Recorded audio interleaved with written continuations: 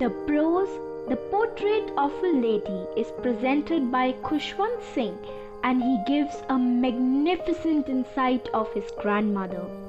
His grandmother was very old, like everyone's grandmother, and her face was wrinkled. It was hard to believe that she was pretty in her young days. He also observes his grandfather's portrait hung above the mantelpiece in the drawing room. He wore a big turban and disguised himself in the loose-fitting clothes.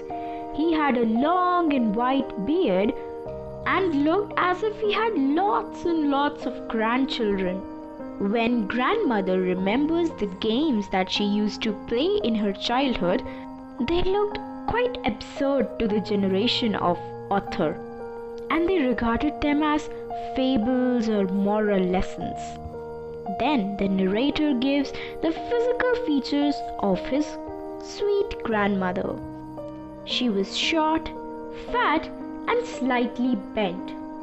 Her silver hair was scattered untidily over her pale and puckered face. Her lips would constantly move in an inaudible prayer. But nonetheless, narrator calls his grandmother as a figure of peace and contentment. Khushwant's parents had left him with his granny when they went to live in the city, and they were constantly together. She would get him ready for the school.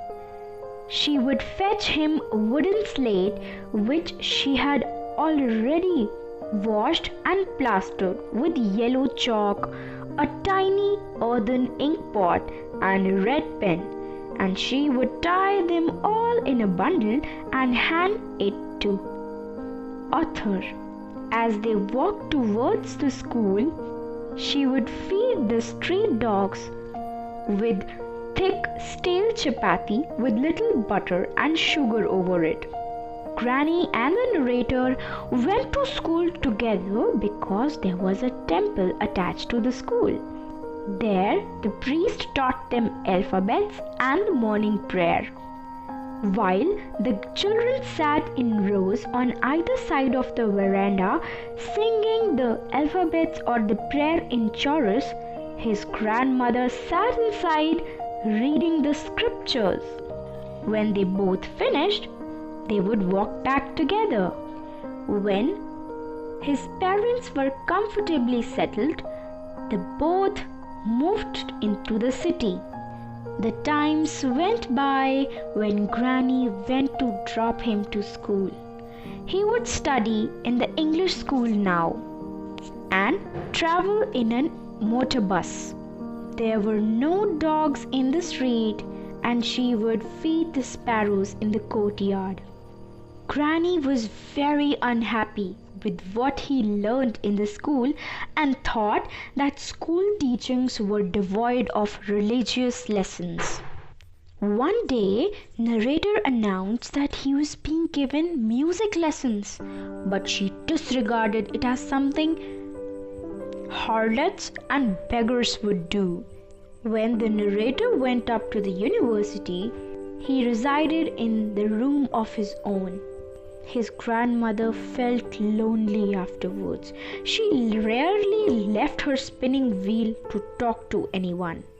She would feed the birds with breadcrumbs. The gang of sparrows would assemble near her.